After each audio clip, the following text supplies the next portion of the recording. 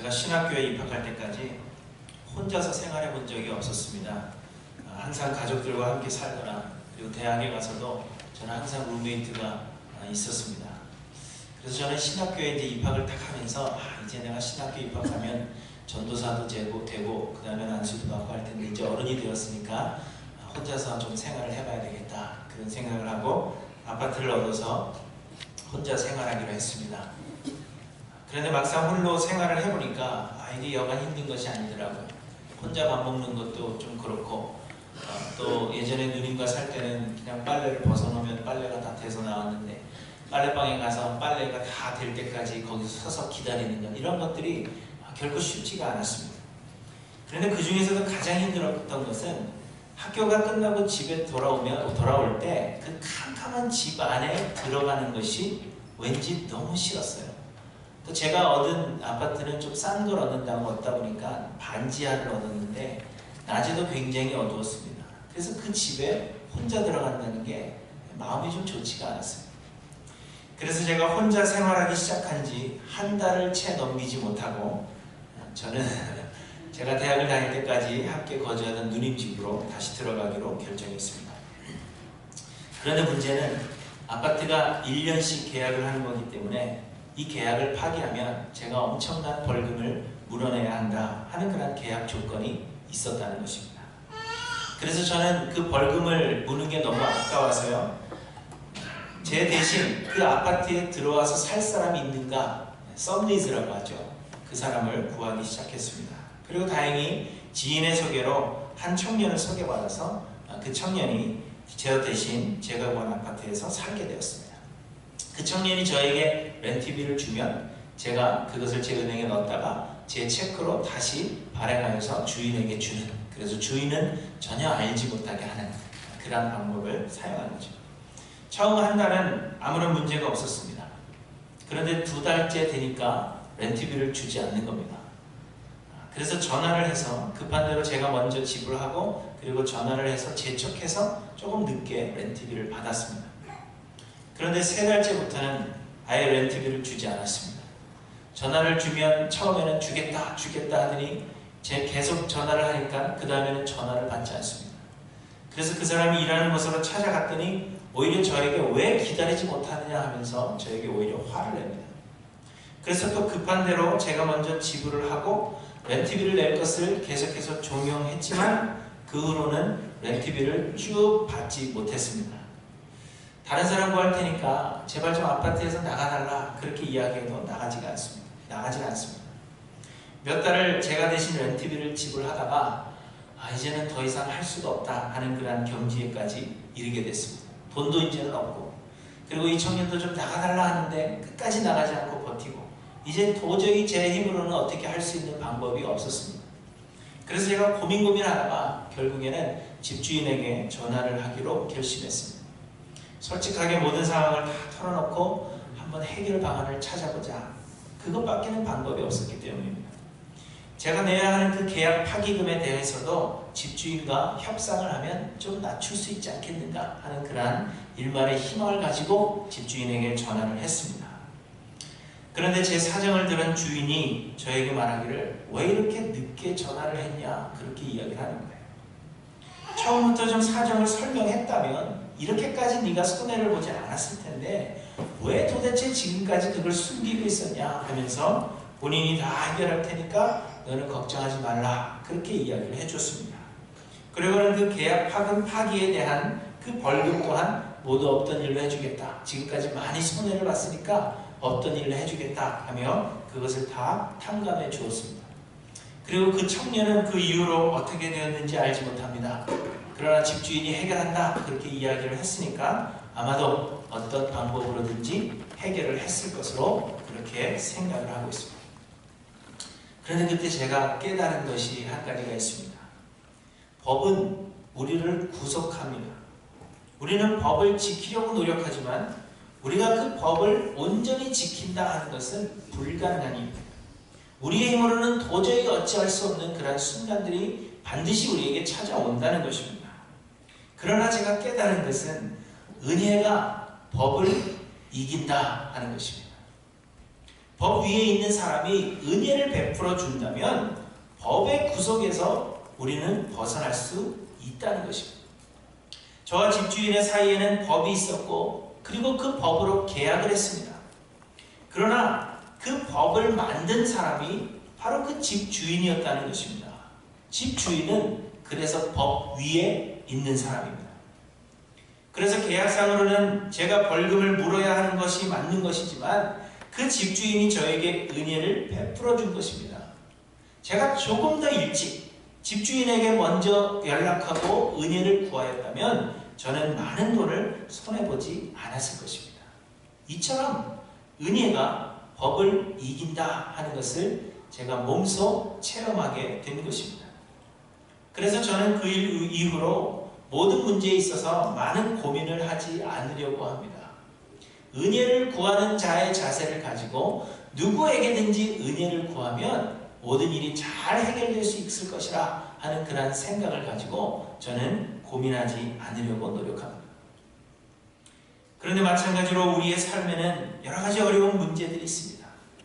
우리는 이 문제들을 스스로 해결해 보기 위해서 많은 노력을 기울이는 것입니다. 그러나 우리의 삶의 모든 문제들은 사실 우리의 힘으로는 도저히 어찌할 수 없는 일들입니다. 왜냐하면 우리가 우리의 힘으로 해결할 수 있는 일이라면 그것은 문제가 되지 않기 때문입니다. 내가 해결할 수 없으니까 그것이 문제죠. 그런데 내가 해결할 수 있다면 문제가 되지 않습니다. 그래서 우리의 삶의 모든 문제들은 내가 어찌할 수 없는 일들이 우리에게 문제인 것입니다.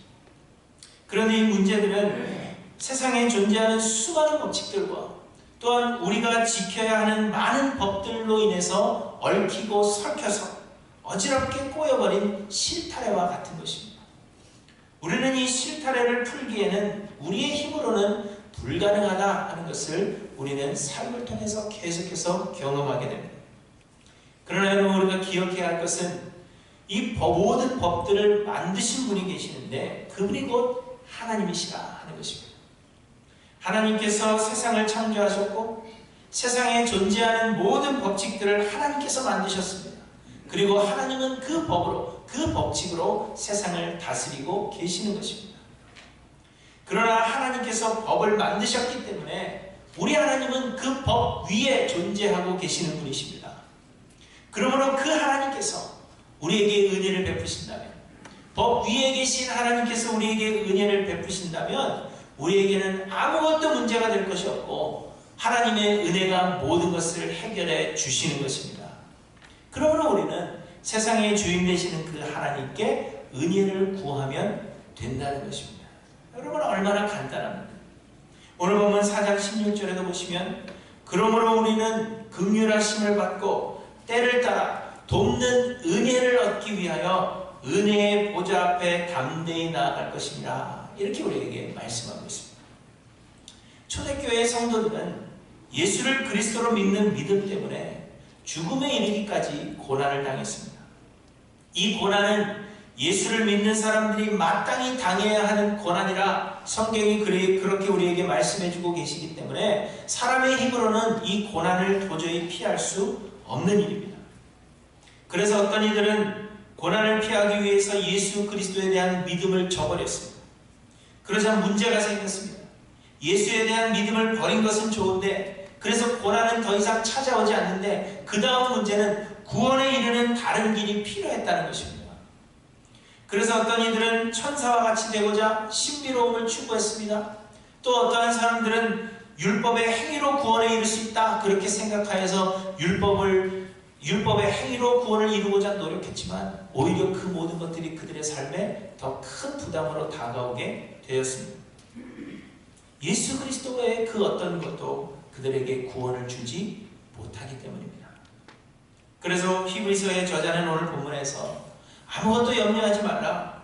그리고 우리에게 긍휼하심의 은혜를 베푸시는 하나님의 은혜의 보좌 앞으로 담대히 나아가자. 그렇게 권면하고 있는 것입니다. 곧 하나님께 은혜를 구하는 되리라. 주를 떠날 것이 아니라 고통과 고난 때문에 예수 그리스도를 떠날 것이 아니라 오히려 우리는 그 예수 그리스도를 힘입어서 하나님의 은혜의 보좌 앞으로 나아가자. 그렇게 권면하고 있는 것입니다. 여러분, 은혜를 구한다는 것은 도움을 청하는 것입니다. 도움을 청한다는 것은 내가 할 수 없다는 것을 인정하는 것입니다. 도움을 청하면서도 여전히 내 생각이 남아있다면, 그리고 내 생각을 고집한다면 그것은 도움을 청하는 자의 자세가 아닙니다. 그러므로 은혜를 구한다 하는 것은 나의 부족함을 인정하고 겸손해지는 것이요, 하나님을 전적으로 의지하는 것입니다. 그런데 우리가 그렇게 은혜를 구하면 그저 하나님 앞에 나는 아무것도 할 수 없습니다, 그렇게 고백하며 하나님 앞에 엎드릴 때, 하나님의 은혜의 보좌 앞에 나올 때 하나님은 우리의 삶의 주인이 되셔서 하나님의 선하신 뜻을 우리를 통하여 이루어 주신다는 것입니다. 그러므로 사랑하는 성도 여러분, 기억하십시오. 나에게 아무런 능력이 없는 것 괜찮습니다. 왜냐하면 우리의 주인 되시는 하나님의 능력이 뛰어나시기 때문입니다. 그러므로 하나님의 은혜의 보좌 앞에 담대히 나오시기를 바랍니다. 나오셔서 하나님의 긍휼하심의 은혜를 구하시는 저 여러분들이 되시기를 바랍니다. 우리 하나님께서 우리에게 은혜를 베푸셔서 모든 어려움들을 통하여서도 하나님의 최고의 선을 합력하여 이루실 것을 저는 확신합니다. 그런데 오늘 본문에서 우리가 하나님의 은혜의 보좌 앞에 담대히 나올 수 있는 그 이유는 바로 예수 그리스도께서 우리의 대제사장이 되시기 때문이라, 그렇게 말씀하고 있는 것입니다. 4장 14절에 보시면 그러므로 우리에게 큰 대제사장이 계시니 승천하시니 곧 하나님의 아들 예수시라, 이렇게 말씀하십니다. 15절에는 우리의 대제사장이 되시는 예수에 대해서 간단하게 설명을 한 뒤에 또 16절에 보시면 그러므로 우리는 긍휼하심을 받고 때를 따라 돕는 은혜를 얻기 위하여 은혜의 보좌 앞에 담대히 나아갈 것이니라, 이렇게 말씀하십니다. 이것이 무슨 말씀이시냐면 예수님께서 우리의 큰 대제사장이 되시니 우리가 하나님의 은혜의 보좌 앞에 담대히 나아갈 수 있는 이유가 된다, 그렇게 말씀하고 있는 것입니다. 우리는 모두 하나님의 보좌 앞에 나아갈 수 없는 자들이었습니다. 우리는 모두 하나님의 기준에 미칠 수 없는 죄인들이요, 하나님은 죄를 미워하시는 공의의 하나님이시기 때문에 죄인인 우리가 하나님의 보좌 앞에 나아간다 하는 것은 죽음을 당한다 하는 것과 같은 의미입니다. 그래서 하나님은 우리를 살리시기 위해서, 우리를 죽이실 수 없기 때문에 우리를 살리시기 위해서 우리 대신 하나님의 보좌 앞에 나아갈 대제사장들을 세우신 것입니다. 대제사장은 사람들을 대신하여 하나님의 보좌 앞에 나아가고자 자신을 정결하게 하고 또 거룩한 옷을 입어서 자신들의 그 죄를 가리우고 자신들의 죄를 속죄할 속죄 제물을 먼저 하나님 앞에 드린 후에 그리고 또다시 향을 피워서 하나님과 인간 사이에 그 겹겹의 가림막, 곧 보호막을 만든 뒤에야 하나님 앞에 나아갈 수 있었던 것입니다. 이처럼 사람이 하나님의 보좌 앞에 나아간다는 것은 두려운 일이었습니다.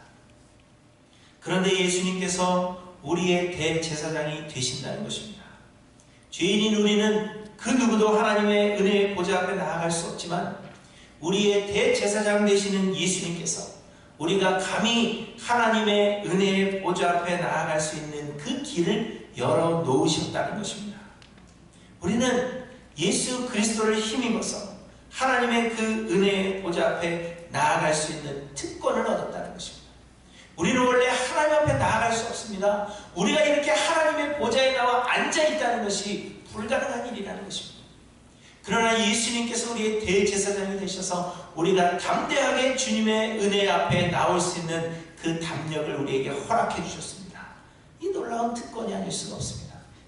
그런데 여러분, 우리가 이 특권을 마다한다는 것은 정말 어리석은 것이라 하는 것을 여러분 기억하셔야 합니다. 그리고 오늘 보면은 또한 우리가 왜 우리의 대제사장 되시는 예수를 힘입을 수가 있는가?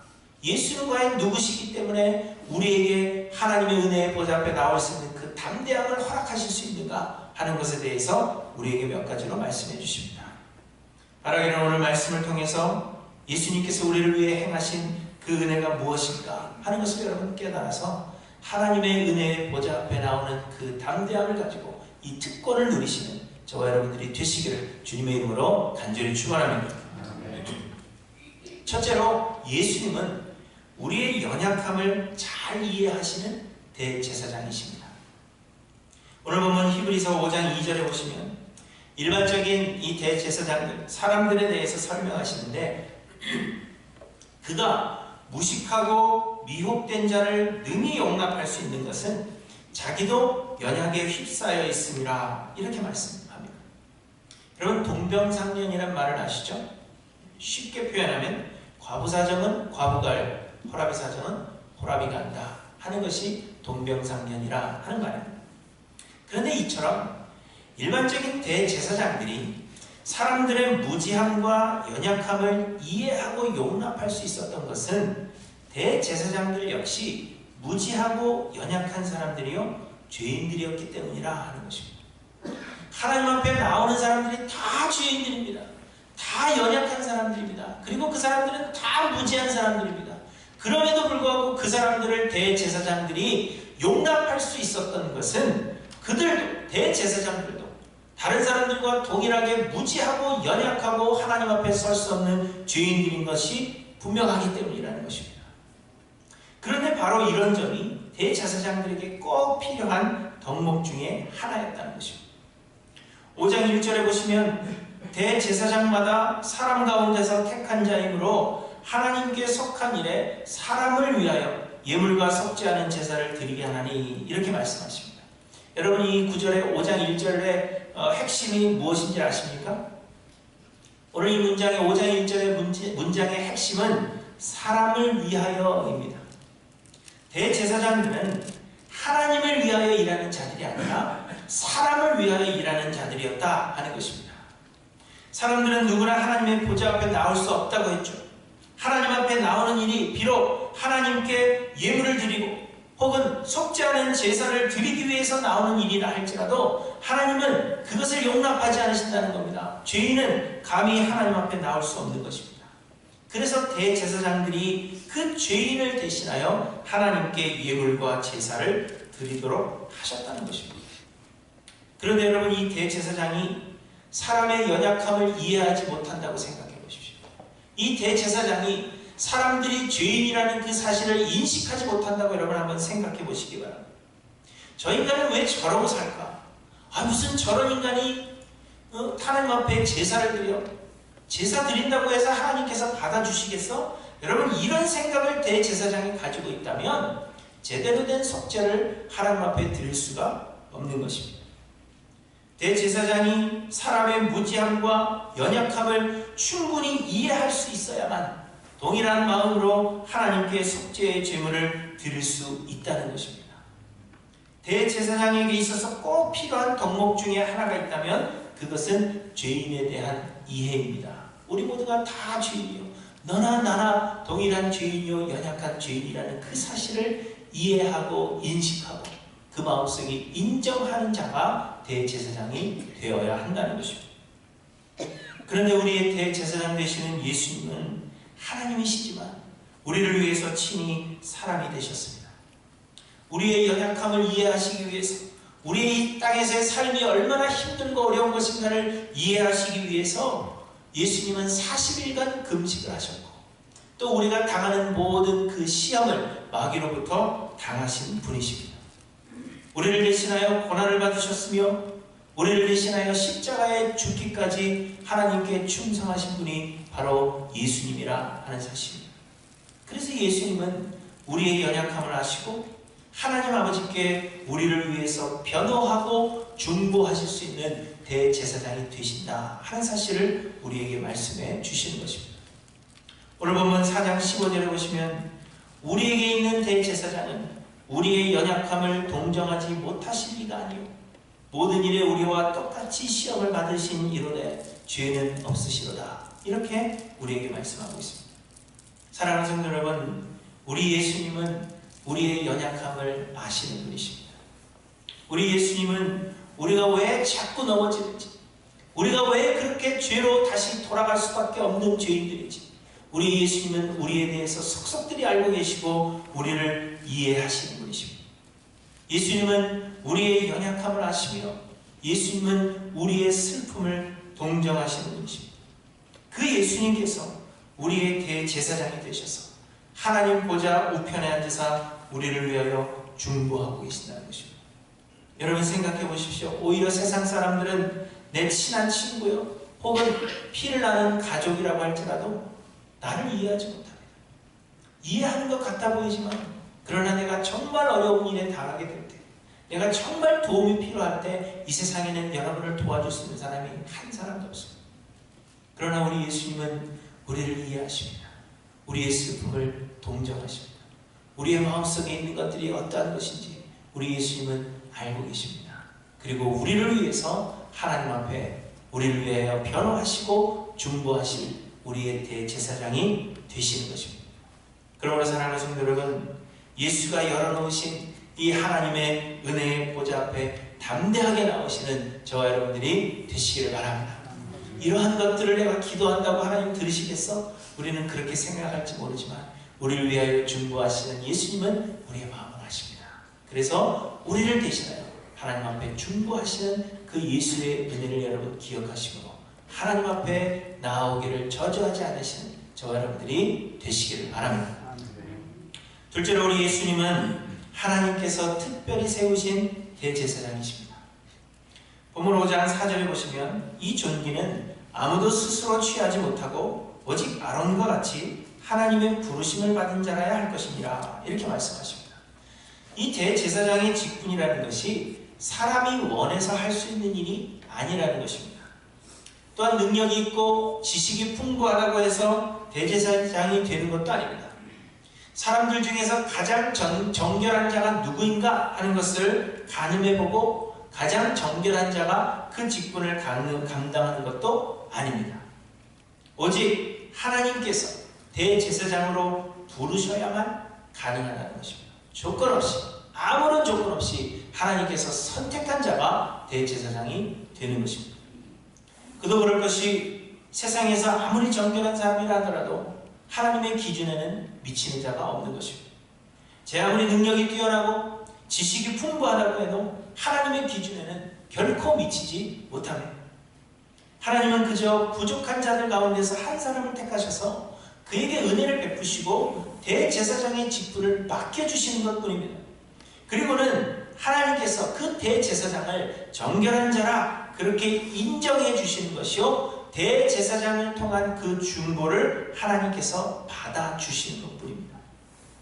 곧 우리의 중보자로 대제사장을 선택하여 세우셨기 때문에 하나님께서 세우신 그 대제사장의 중보를 하나님께서 그저 받아주시기로 결정하셨다는 것입니다. 그런데 5장 5절에 보시면 또한 이와 같이 그리스도께서 대제사장 되심도 스스로 영광을 취하심이 아니요 오직 말씀하시니가 그에게 이르시되 너는 내 아들이니 내가 오늘 너를 낳았다 하셨고, 또한 이와 같이 다른 데서 말씀하시되 내가 영원히 멜기세덱의 반차를 따르는 제사장이라 하였으니, 이렇게 말씀하고 있습니다. 예수님께서 대제사장 되심은 스스로 대제사장 되시겠다 하신 것이 아니라 하나님께서 예수님을 대제사장으로 삼으셨다는 것입니다. 그런데 이 예수는 일반적인 대제사장들과는 달리 하나님의 아들로서 대제사장이 되셨고, 또한 예수님의 대제사장직은 육신의 죽음으로 인해서 유한할 수밖에 없는 일반적인 대제사장들과는 달리 영원한 직분이 되었다 하는 것을 우리에게 말씀해 주시는 것입니다. 그저 일반 사람들에서 대제사장을 선택하시던 것과는 달리 예수님은 하나님의 아들이시고 대제사장은 죽게 되죠. 그래서 유한하지만 하나님은 예수님에게 너는 죽지 아니하는 영원한 대제사장이다 하는 직분을 하나님께서 주셨다는 것입니다. 인간인 대제사장들에게는 부족한 면들이 많이 있기 때문에 하나님께서는 하나님의 아들 예수 그리스도를 영원한 대제사장으로 삼으셨다는 것입니다. 그런데 여러분, 부족한 사람 중에서 택하신 대제사장직도 하나님께서 그를 택하셨기 때문에 그들을 인정하시고 그들을 통한 중보를 하나님께서 받아주셨다면, 하나님의 아들로서 대제사장의 직분을 맡으신 예수님의 중보를 하나님께서 받아주시는 것은 의심의 여지가 없는 당연한 일이라 하는 것을 말씀해 주시는 겁니다. 여러분, 그렇지 않겠습니까? 옆집 아이의 소원도 들어주는데 내 아이의 소원을 못 들어주시겠습니까? 누군지 알지도 못하는 사람의 소원은 내가 들어주는데 내 아들의 소원을 들어주지 않겠느냐 하는 것입니다. 그것과 마찬가지로 그저 일반적인 죄인들 사이에서 하나 뽑은 대제사장의 중보도 하나님께서 들어주시기로 작정하셨다면 하나님의 아들 예수 그리스도가 대제사장이 되셔서 우리를 위하여 중보하시는 그 중보를 하나님께서 듣지 아니하시겠느냐 하는 것입니다.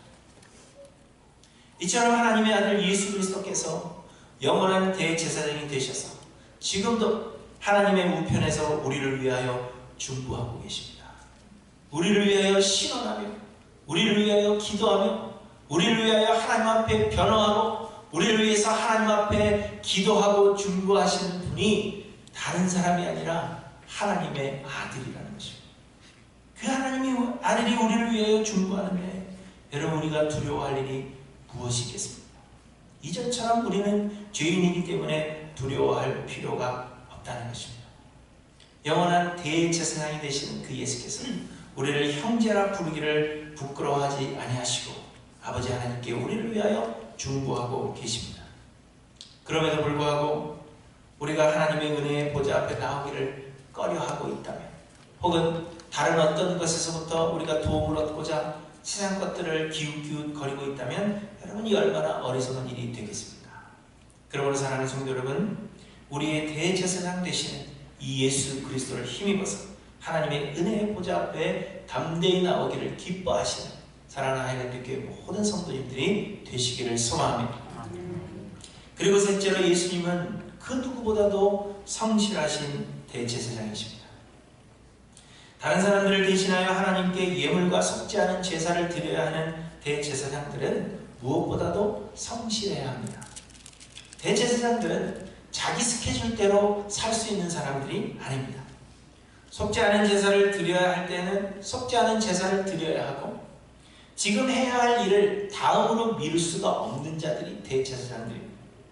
자기 욕심 때문에 제사하는 일을 거절할 수 없습니다. 누군가가 제사하기 위해 재물을 가져왔는데 나는 저 사람 싫으니까 너는 제사를 드려주지 않겠어, 그렇게 이야기할 수 없다는 것입니다. 대제사장들은 성실하게 자기에게 맡겨진 그 사역을 감당해야만 하는 것입니다. 그래야만 백성들이 그들의 죄에 대한 속죄를 받을 수 있는 것입니다. 성경에는 성실하지 못했던 제사장들의 이야기를 우리에게 많이 들려주고 있죠. 대표적으로 사무엘 시대에 엘리와 그의 두 아들들은 그러했습니다. 그리고 선지서를 보시면 이스라엘과 유다가 멸망하게 된 그 근본 이유로 제사장들의 타락을 들 수가 있습니다. 자신의 사역에 신실하지 못했던 그 대제사장들로 인하여서 다른 사람들이 큰 피해를 입게 되었다는 것을 우리에게 보여주십니다. 그러나 우리가 걱정하지 않아도 될 것은 우리 예수님은 최고로 성실하신 대제사장이 되신다는 것입니다. 본문 5장 7절에 보시면 그는 육체에 계실 때 자기를 죽음에서 능히 구원하신 이에게 심한 통곡과 눈물로 간구와 소원을 올렸고 그의 경건하심으로 말미암아 들으심을 얻었느니라. 그가 아들이시면서도 받으신 고난으로 순종함을 배워서 온전하게 되셨은즉 자기에게 순종하는 모든 자에게 영원한 구원의 근원이 되셨고, 이렇게 우리에게 말씀하십니다. 예수님은 하나님의 아들이십니다. 예수님은 하나님으로서의 모든 능력을 가지고 계시는 분이십니다. 그럼에도 불구하고 하나님께 순종하심에 있어서 십자가를 지시기까지 예수님은 성실하셨다는 겁니다. 지지 않겠다, 내가 이 죄인들을 위해서 왜 이것을 해야 합니까? 그렇게 하실 수 있으셨지만 그러나 우리 예수님은 신실하게 성실하게 하나님으로부터의 그 순종함을 배워서 우리를 위하여 순종함으로 십자가를 지신 성실하신 대제사장이십니다. 예수님은 하나님께 기도하는 일에도 열심을 내셔서 새벽 미명에 한적한 곳으로 가셔서 기도하시기를 즐겨하셨습니다. 이 낮에는 너무 바빠요. 사람들이 많이 쫓아다닙니다. 그래서 예수님은 기도할 시간을 따로 얻기 위해서 새벽 미명에 한적한 곳에 그 피곤한 가운데도 예수께서 하나님께 나와 기도하셨다는 겁니다. 새벽 기도는 누가 만들었어요? 예수님이 만드셨어요. 안타깝게도. 또한 예수님은 기도하실 때 얼마나 열심으로 기도하셨는지 땀이 피가 되어 쏟아지도록 예수님은 기도하신 분이심을 말씀하고 있습니다. 예수님은 언제나 무리를 보시고는 목자 없는 양과 같이 고생하며 기진함을 불쌍히 여기셨습니다. 그래서 예수님은 쉬지 않으셨으며 무리들을 여러 가지로 가르치셨고 천국 복음을 전파하셨으며 병든 자와 약한 것을 예수님은 고쳐주셨다. 그렇게 말씀하십니다. 예수님은 신실하셨으며 예수님은 성실하신 분이셨습니다. 그런데 여러분, 그렇게 신실하시며 성실하신 예수님께서 우리의 영원한 대제사장이 되셨다는 것입니다. 그러므로 예수님은 지금도 우리를 위해 하나님께 변호하시며 중보하시기를 성실히 하시는 대제사장이 되시는 것입니다. 여러분, 우리는 가끔 기도를 쉬죠. 또 기도를 쉬고 싶을 때가 있습니다. 우리를 위한 기도에도 처음에는 간절한 마음으로 기도하지만 시간이 지나면서 그 간절함이 사라지게 됩니다. 또 우리의 육신의 피곤함이나 또 여러 가지 다른 핑계들로 인해서 우리는 기도를 쉴 때가 너무나도 많습니다. 그러나 우리를 위해 중보하시는 예수님은 우리를 위한 기도를 쉬지 않으시는 성실하신 대제사장이 되십니다. 우리가 기도할 수 없는 그때에도 예수님은 말할 수 없는 탄식으로 우리를 위하여 기도하고 계시며, 우리가 아무것도 알지 못하고 그저 세상의 편안함에 젖어서 그렇게 있는 그때에도 우리 예수님은 하나님께 우리를 위하여 중보하고 계시는 성실하신 대제사장이 되십니다. 그러므로 사랑하는 성도는 우리를 위해 성실하게 중보하고 계시는 그 대제사장이 계시되 우리는 하나님의 은혜의 보좌 앞에 나오려는 것이 마땅함을 우리에게 말씀해주고 계십니다. 목사한테 기도 부탁하고 본인들은 기도 안 하시는 분들이 있죠. 분명히 있습니다. 목사님 이거 왜 기도해 주세요. 그리고 나중에 어떻게 됐냐고 물어보면 기도 부탁했는지를 잊어버린 사람들이 많거든요. 그럼에도 불구하고 목사는 기도하는 것과 같이 우리 예수님은 기도하시는데, 그렇지만 속으로 생각해보면 나는 기도하는데 저 사람은 기도 안 해. 그러면 여러분 얼마나 그 마음이 아프고 답답하겠습니까? 예수님은 우리를 위해서 중보하시고 쉬지 않고 우리를 위해서 기도하시는데 우리가 하나님의 은혜의 보좌 앞에 나오기를 주저하고 있다면 그것만큼 어리석은 일이 여러분 어디 있겠습니까? 이 사실을 기억하셔서 우리 예수님은 성실하게 기도하고 중보하고 계시는 대제사장이심을 기억하셔서 주님의 은혜의 보좌 앞에 나오시는 저와 여러분들이 되시기를 바랍니다. 저는 아파트 렌트 문제를 해결하지 못해서 발을 막 동동 구르며 그 마음을 졸이던 그 6개월의 시간이 벌써 굉장한 시간이 흘렀습니다. 20년 정도 시간이 흘렀습니다. 20년 될까요? 그 정도 시간이 흘렀음에도 불구하고 여전히 잊혀지지가 않습니다. 왜 진작 주인에게 모든 것을 솔직하게 설명하지 못했을까? 왜 주인을 처음부터 찾아가지 않았을까? 왜 은혜를 구하지 않았을까? 그런 생각을 하면 그 잃어버린 시간과 또 제가 손해본 액수 이런 것들을 생각하면 지금도 너무 아까워 죽겠습니다. 사랑하는 성도 여러분, 은혜가 법을 이기는 겁니다. 그리고 우리에게 은혜면 족한 것입니다. 우리를 위해 십자가에서 희생하사 우리를 형제라 불러주시는 예수 그리스도께서 영원한 대제사장이 되어주셨습니다. 예수님이 우리의 연약함을 아시고 우리를 동정하사 우리를 위해 중보하고 계십니다. 예수님은 하나님의 아들로서 우리를 위해 중보하고 계시고, 또한 예수님은 우리를 위해 중보하심에 있어서 성실하신 분이심을 우리에게 말씀하십니다.